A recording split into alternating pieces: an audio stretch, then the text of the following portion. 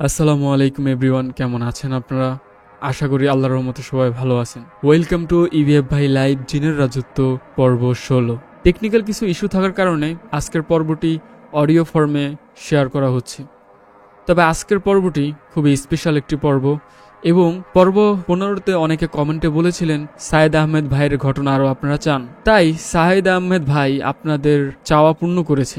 সে দুটি ঘটনা পাঠিয়েছে এবং দুটি ঘটনাই অনেক বড় এবং খুবই রহস্যময় ঘটনা। আশা করি আপনাদের কাছে তার ঘটনাটি ভালো লাগবে। আমি মন থেকে এবং পার্সোনালি সায়েদ আহমেদ ভাইকে অসংখ্য অসংখ্য ধন্যবাদ জানাচ্ছি এত কষ্ট করে এত বড় বড় ঘটনা পাঠানোর জন্য। আশা করব তিনি আরও ঘটনা আমাদের সাথে শেয়ার করবেন এবং এটাও আশা করি যে আজকের পর্বটি আপনাদের কাছে খুব ভালো লাগবে। যদি ভালো লেগে থাকে তাহলে সেটা কমেন্টে বলবেন এবং সায়েদ আহমেদ ভাইয়ের ঘটনা আপনারা আরও চান কিনা সেটাও বলবেন, কেমন লেগেছে সেটাও জানাবেন। এবং যদি আপনারাও আপনাদের সাথে ঘটে যাওয়া ঘটনা শেয়ার করতে চান তাহলে আমাদের মাধ্যমে সেটা করতে পারেন, আমাদের জিমেলের মাধ্যমে, দ্যাট ইজ evfbhai@gmail.com। আমি ফারহান আছি আপনাদের সাথে। আপনারা দেখছেন ইভিএফ ভাই লাইভ জিনের রাজত্ব পর্ব 16। তো বাড়তি কথা না বাড়িয়ে প্রথম ঘটনায় যাওয়া যাক এবং এটি সায়েদ আহমেদ ভাইয়ের পাঠানো ঘটনা। সায়েদ আহমেদ ভাই যেভাবে লিখে পাঠিয়েছেন আমি সেভাবে আপনাদের মাঝে পড়ে শোনাচ্ছি। তো এখন হয়ে যাচ্ছে আমি সায়েদ আহমেদ। আসসালামু আলাইকুম ফারহান ভাই, কেমন আছেন আপনি? আশা করি ভালো আছেন। আমি সায়েদ আহমেদ। জিনের রাজত্ব পর্ব 15তে কমেন্টে দর্শকদের অনেকে আমার কাছ থেকে আরো গল্প চেয়েছে, সেজন্য আজকে একটি বাস্তব এবং রহস্যময় ঘটনা নিয়ে হাজির হয়েছি। এই ঘটনাটার শেষ মৃত্যুটা আমার চোখের সামনে হয়েছে। সাল 2015, মাসটি ঠিক মনে পড়ছে না। তখন আমার বয়স 12 বছর। ঘটনাটি শুরু হয় পাশের গ্রামে, শেষ হয় আমাদের গ্রামের একদম আমাদের বাড়ির সামনে। নওগাঁ জেলার মান্দা উপজেলার 10 নং নুরুল্লাবাদ ইউনিয়ন পরিষদের একটি গ্রাম। নিরাপত্তার জন্য গ্রামের নামটি প্রকাশ করলাম না। ঘটনা শুরু হয় এক বৃদ্ধা বুড়ি মহিলার আত্মহত্যা থেকে। একদিন খবর পেলাম পাশের গ্রামে একটি আমবাগানে গলায় দড়ি দিয়ে এক বুড়ি আত্মহত্যা করেছে।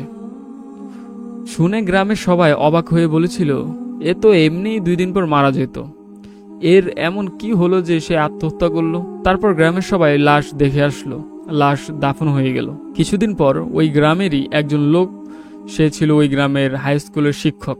তার নাম ছিল মান্নান। সবাই তাকে মান্নার মাস্টার বলে ডাকত। সেদিন স্কুলে পরীক্ষা ছিল। মান্নান মাস্টার শিক্ষার্থীদের খাতা দিয়ে সবাইকে বলল, সবাই ভালো করে মনোযোগ দিয়ে লেখো, আমি টয়লেট থেকে আসতেছি। এই কথা বলে মান্নান মাস্টার টয়লেটে চলে গেল। অনেকক্ষণ হয়ে গেল, শিক্ষার্থীদের লেখা প্রায় শেষ, কিন্তু স্যার আসে না। একজন বাইরে গিয়ে টয়লেটের দিকে তাকিয়ে দেখে টয়লেটের দরজা বন্ধ। সবার মনে সন্দেহ হলো, স্যার এতক্ষণ টয়লেটে কি করে? এক পর্যায়ে সবাই স্কুলের হেডমাস্টারকে ঘটনাটি বলল। তখন হেডমাস্টার আসলো, এসে ডাকাডাকি করলো, কিন্তু কোনো জবাব নেই। এক পর্যায়ে হেডমাস্টার একটা ছাত্রকে বলল টয়লেটের জানালা দিয়ে দেখতে।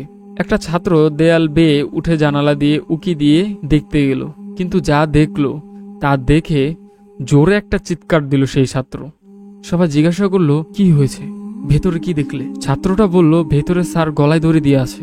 সবাই অবাক হয়ে গেল এবং বলল, দড়ি কোথায় পেল?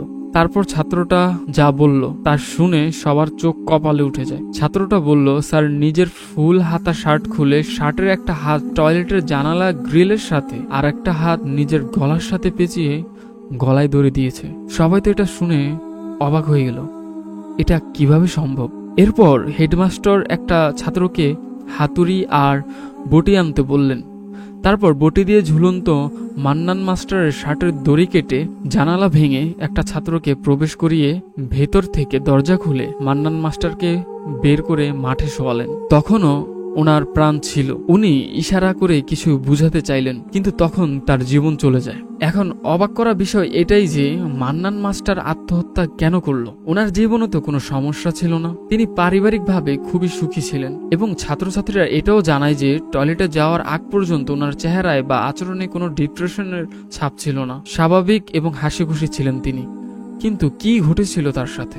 স্থানীয়দের কাছ থেকে জানা যায় কিছুদিন আগে যেই বুড়ি আত্মহত্যা করেছিল সেই বুড়ির লাশ নামাতে সাহায্য করেছিলেন মান্নান স্যার। এবং এলাকার তখন কিছু নিয়ম ছিল, আত্মহত্যার লাশ নামানোর আগে ঝাঁটা দিয়ে কয়েকবার বাড়ি মারতে হতো, সেটাও নাকি তিনি করেছিলেন। এবং আরও জানা যায় বুড়ি যেই আম বাগানে গলায় দড়ি দিয়েছিলেন সেই পথ দিয়ে যাওয়া আসা করার সময় মান্নান মাস্টার নাকি দাঁড়িয়ে সেই গাছের দিকে কিছু সময় তাকিয়ে থাকতেন। তার কিছুদিন পর আবার গ্রামে হইচই।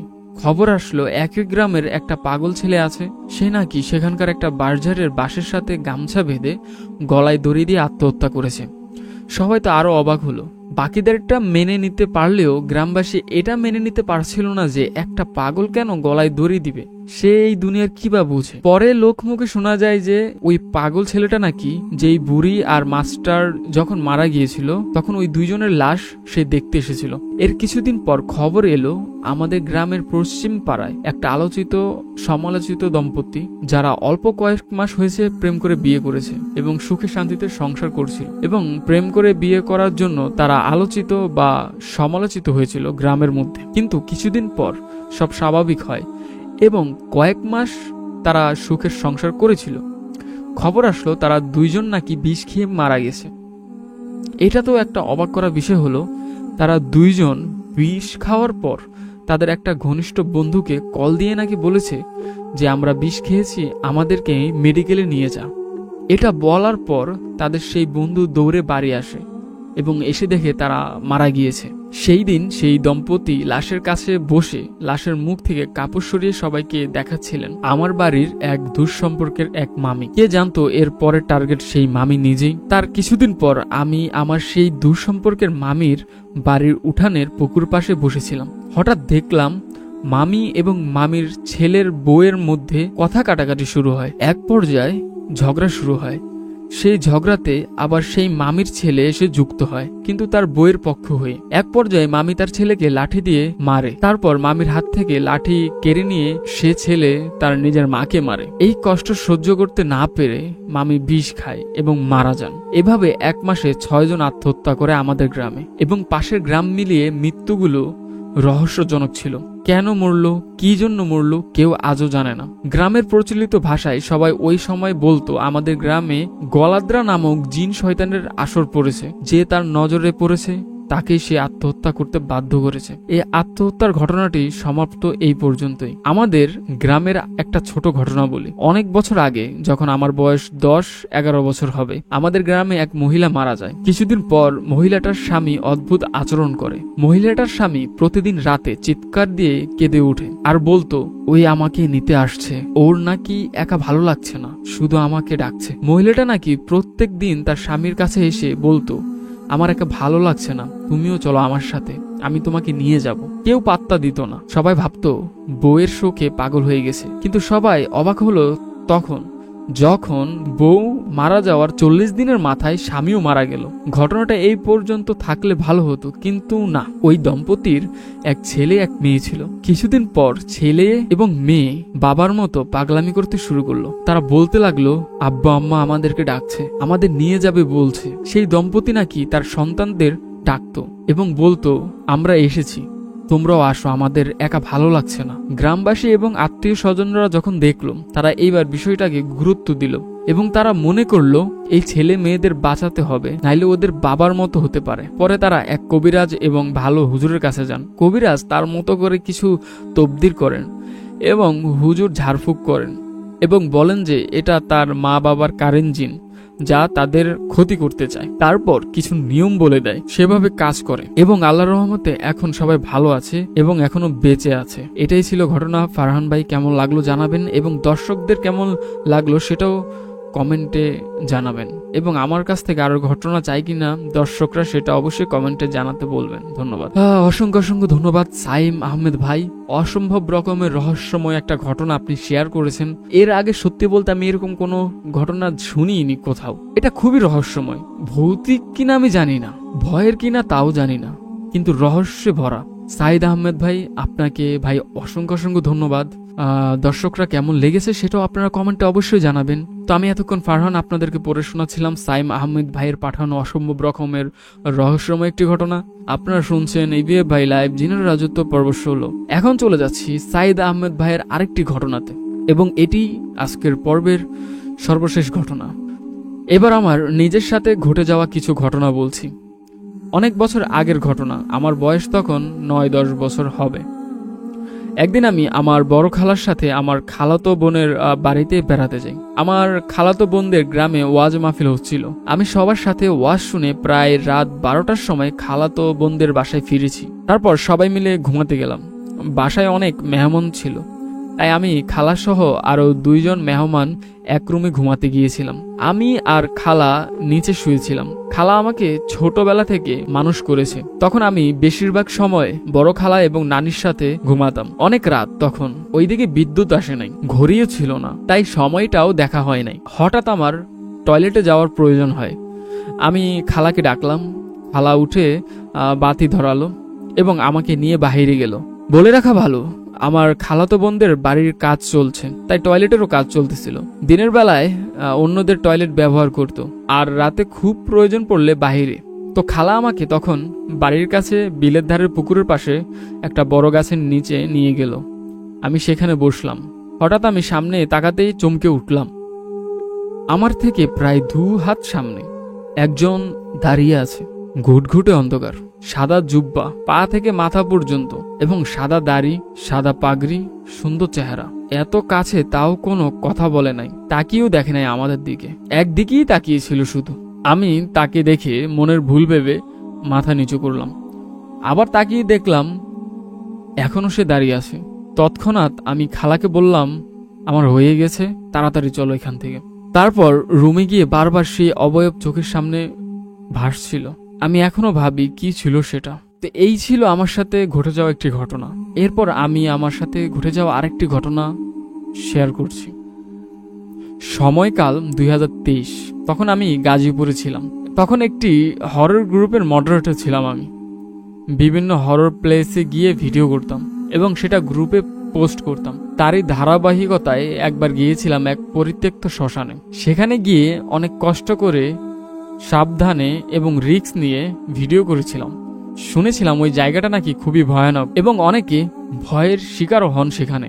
সেটা জেনেও গিয়েছিলাম আমি, এবং সফলভাবে আমি এবং আমার ক্যামেরাম্যান ভিডিও করে ফিরে আসি।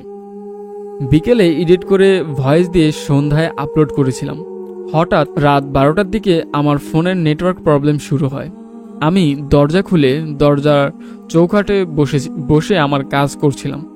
হঠাৎ আমি মেইন গেটের দিকে তাকালাম। মেইন দরজা খোলা ছিল। দরজার দিকে তাকাতেই আমার মনে হলো খাটো বেটে ধরনের একটা অবয়ব, যার পুরোটাই সাদা। আমার মনে হলো ঘাড় বাঁকা করে আমার দিকে তাকিয়েছিল। আমি তার দিকে তাকাতেই সে সরে গেল। তখন আমার শরীর ঝাঁকুনি দিয়ে পশম দাঁড়িয়ে গেল। আমি তাড়াতাড়ি রুমে ঢুকে দরজা লাগিয়ে শুয়ে পড়লাম। ভয় দূর করতে মোবাইল টিপছিলাম। হঠাৎ বাহিরে ধূপ করে শব্দ হলো। বলে রাখা ভালো, আমার রুম টিনের ছিল। সেই টিনে একটা ছিদ্র ছিল আমার বিছানার সাথে। আমি ওই ছিদ্রটা কাপড় দিয়ে ঢেকে রাখতাম। ধূপ করে শব্দ করার পর আমি মোবাইলে ফ্ল্যাশ জ্বালালাম। ফ্ল্যাশ জ্বালানোর পর তাকিয়ে দেখি ছিদ্র থেকে কাপড় পড়ে গেছে। কিন্তু কিভাবে সম্ভব? কাপড় তো আমি শক্ত করে আটকে রাখছিলাম, আর ধূপ করে আওয়াজটা হয়েছিল ছিদ্র বরাবর। আমার আর বুঝতে বাকি নেই এটা কি ছিল। তাড়াতাড়ি ছিদ্রটা আমি আবার বন্ধ করে দিয়ে দোয়া দুরুদ পরে ঘুমিয়ে পড়লাম। তারপর থেকে আল্লাহর রহমতে আর কিছু হয়নি। এই ছিল ঘটনা ফারহান ভাই। ইনশাআল্লাহ আগামী পর্বে আরো নতুন নতুন ঘটনা পাঠানোর চেষ্টা করব। অবশ্যই সাইদ আহমেদ ভাই, আমি পার্সোনালি অপেক্ষা করব আপনার ঘটনার জন্য। আপনার ঘটনা সত্যি অনেক সুন্দর, ভয়ানক। আমাকে তো ভাই পড়ার সময় অন্য একটা জগতে নিয়ে যায়। আমি এই যে এখন ভয়েস রেকর্ড করছি, এখন রাত 1:23 বাজতেছে। এই সময় আমি আপনার ঘটনা পড়ছি। অনেক অনেক ধন্যবাদ সাইদ আহমেদ ভাই আপনার ঘটনা পাঠানোর জন্য। কমেন্টে অবশ্যই আপনারা বলবেন যে সাইদ আহমেদ ভাই ঘটনা পাঠাবে কিনা, এবং আজকের পর্বের ঘটনাগুলো কেমন লেগেছে সেটা অবশ্যই কমেন্টে জানাতে ভুলবেন না। এবং আপনারা যদি চান আপনাদের সাথে ঘটে যাওয়া এরকম ঘটনা শেয়ার করতে, তাহলে অবশ্যই আমাদের মাধ্যমে সেটা শেয়ার করতে পারেন আমাদের জিমেলের মাধ্যমে, দ্যাট ইজ evfbhai@gmail.com। তা আমি এতক্ষণ ছিলাম ফারহান আপনাদের সাথে। আপনারা শুনছিলেন ইভিএফ ভাই লাইভ জিনের রাজত্ব পর্ব 16। তো আজকের মতো বিদায় নিচ্ছি। পর্ব 17তে আপনাদের সাথে আবার কথা হবে। আজকের মতো বিদায় নিচ্ছি। সবাই ভালো থাকবেন, সুস্থ থাকবেন। আল্লাহ হাফেজ।